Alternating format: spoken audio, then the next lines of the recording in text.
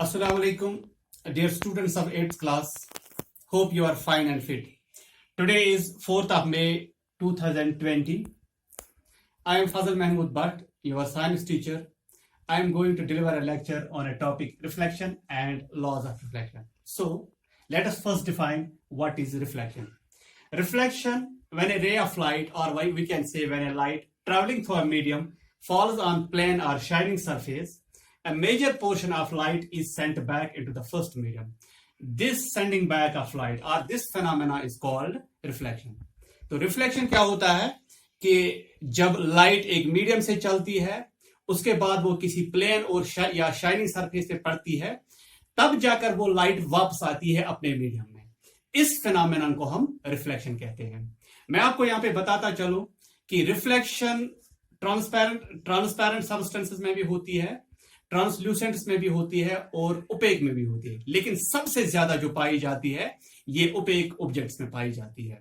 और मैं आपको बता दूं कि ओपेक ऑब्जेक्ट्स में भी जो शाइनिंग ऑब्जेक्ट होते हैं, यानी जो ऑब्जेक्ट शाइन ज्यादा करते हो, उनमें रिफ्लेक्शन ज्यादा दिखाई देती है. और अगर आपको मैं बता दूं कि the best available reflector is silver. अगर आपका कोई मटेरियल हो, फॉर एग्जांपल अगर आपका जो मिरर होता है जिसमें आप अपना चेहरा देखते हो, उसके पीछे जो कोटिंग की होती है वो सिल्वर की होती है, क्योंकि silver is the best reflector और उसकी वजह से आपको वहां पे शक्ल अपनी बिल्कुल दिखाई दे रही है. और यहां पे एक और बात मैं कहता चलूं कि रिफ्लेक्शन इज वेरी इंपॉर्टेंट. अगर मैं आपको देख रहा हूं, this is because of reflection. अगर मैं इस पूरी दुनिया को देख रहा हूं, this is because of reflection. अगर आप मुझे देख रहे हो, अगर आप मेरा लेक्चर देख रहे हो, this is all because of reflection. Now laws of reflection. अब हम बात करेंगे लॉज ऑफ रिफ्लेक्शन की. लेकिन लॉज ऑफ रिफ्लेक्शन से पहले मैं आपको कुछ टर्म्स डिफाइन करना चाहता हूं. तो जो इंपॉर्टेंट है लॉज ऑफ रिफ्लेक्शन को समझने के लिए, कुछ टर्म्स है जिनको मैं डिफाइन करना चाहता हूं, जो मैं आपको समझाना चाहता हूं. तो फॉर एग्जांपल आप मानिए कि ये मिरर है, रिफ्लेक्टर है, और रे ऑफ लाइट आती है फ्रॉम सन से. तो यहां पे पहली टर्म आती है आपको सोर्स. सोर्स एक ऐसा ऑब्जेक्ट होता है जहां से लाइट आती है.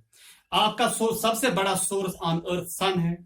आपकी टार्च भी सोर्स हो सकती है, आपका घर का लैंप भी सोर्स हो सकता है.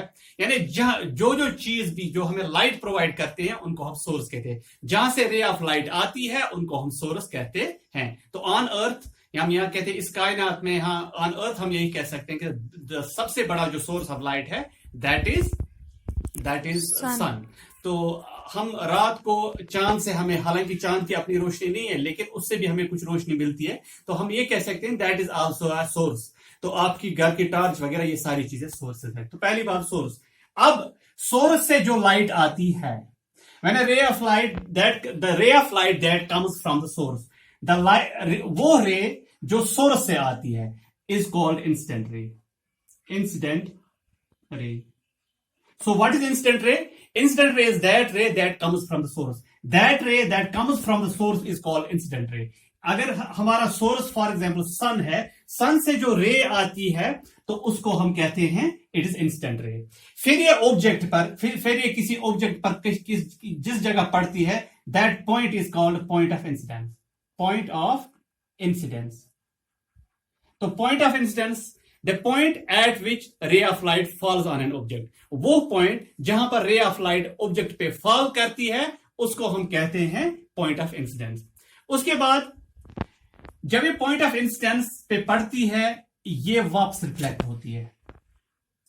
एंड नाउ ये वाली रे जो अब है, इसको हम कहते हैं रिफ्लेक्टेड रे. रिफ्लेक्टेड रे. So what is reflected ray? Reflected रे इज दैट रे which after reflection is coming back या is sent back. वो वाली रे जब रे ऑफ लाइट किसी ऑब्जेक्ट पे पड़ती है, फिर जो रे वापस चली जाती है, द रे that is sent back is called reflected ray. इसको हम रिफ्लेक्टेड रे कहते हैं. अब एक और है, फिर एक और टर्म है, इसको हम कहते हैं normal.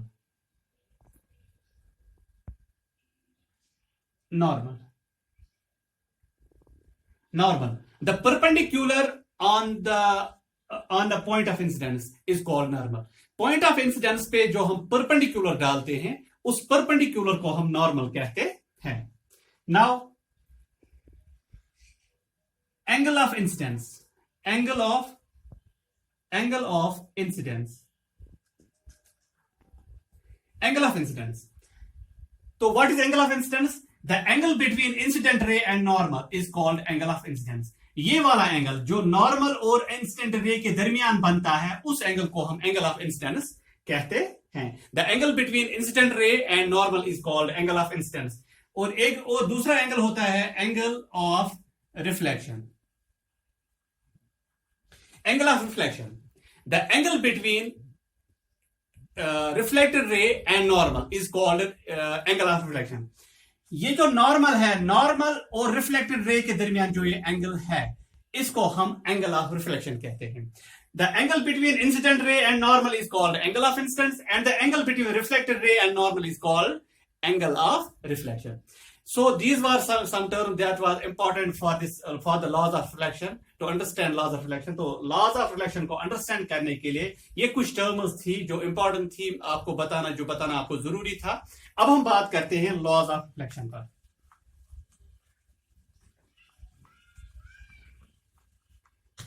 laws of reflection, reflection के दो laws है, two laws.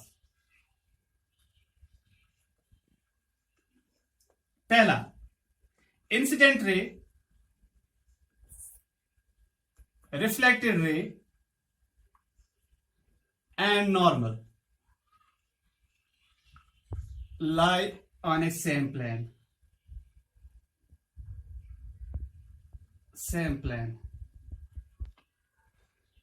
तो पहला लॉ क्या है? Incident ray, reflected ray and normal lie on a same plane. तो इसका मतलब क्या होता है? आप ये लीजिए, for example ray of light जो है ये सोर्स से आती है, दिस इंसिडेंट रे, ये जब किसी ऑब्जेक्ट पे पड़ती है that is called point of incidence, और ये फिर रिफ्लेक्टेड रे, ये है इंसिडेंट रे. अब देखिए आप, incident ray, reflected ray and normal lie on a same plane. इसका मतलब है कि ये एक ही जगह है. इस पॉइंट ऑफ इंसिडेंस पे इंसिडेंट रे भी है, इसी वही से रिफ्लेक्टेड रे भी है. इसका मतलब यह है कि अगर इंसिडेंट रे किसी ऑब्जेक्ट पर जहां पे पड़ती है, उसी ऑब्जेक्ट से जो रिफ्लेक्टेड रे निकलती है वो उसी ऑब्जेक्ट से नहीं. ऐसा नहीं है कि इंसिडेंट रे यहां पे पड़े और रिफ्लेक्टेड रे यहां से निकले, या इंसिडेंट रे इस बोर्ड पे पड़े और रिफ्लेक्टेड रे मुझसे निकले. ऐसा नहीं है, बल्कि they lie on a same plane. तो वो एक ही जगह जहां से इंसिडेंट रे निकलती पड़ती है वहीं से फिर रिफ्लेक्टेड रे निकलती है और वहीं पे पॉइंट ऑफ इंसिडेंस होता है. इसका मतलब यह है, हम ऐसे भी आपको समझाएंगे कि ये बोर्ड है, अगर इंसिडेंट रे इस बोर्ड पे पड़ती है तो रिफ्लेक्टेड रे भी इस बोर्ड से ही निकलेगी. और कहां से निकलेगी? जहां पे इनका पॉइंट ऑफ इंसिडेंस होगा. That means incident ray, reflected ray and normal lie on a same plane. और दूसरा, second law, angle of incidence is equal to angle of reflection. मैं आपको बताऊं कि एंगल ऑफ इंसिडेंस, ये वाला angle I, angle of incidence हमेशा बराबर होता है एंगल ऑफ रिफ्लेक्शन. तो ये सेकेंड लॉ क्या कहता है? सेकेंड लॉ कहता है कि इन रिफ्लेक्शन में एंगल ऑफ इंसिडेंस हमेशा बराबर होता है एंगल ऑफ रिफ्लेक्शन. तो ये थी दो लॉज. एक बार फिर मैं बताता हूं. Incident ray, reflected ray and normal lie on a same plane. तो इंसिडेंट रे, रिफ्लेक्टेड रे और नॉर्मल ये एक ही प्लेन पे है. यहां पे प्लेन आपका बोर्ड है, कहीं पे आपका कागज हो सकता है, कहीं पे आप खुद हो सकते हो. और दूसरा, angle of incidence is always equal to angle of reflection. Angle of incidence angle of reflection के बराबर है. फॉर एग्जाम्पल, अगर यहां पे मान लिया जाए कि एंगल ऑफ इंसिडेंस 30 डिग्री है तो एंगल ऑफ रिफ्लेक्शन भी 30 डिग्री होगा. तो ये था about reflection and laws of reflection. Hope आपने अच्छी तरह समझा होगा. इंशाल्लाह कर फिर बात करेंगे आगे इस पर. तब तक अल्लाह हाफिज. अस्सलाम वालेकुम.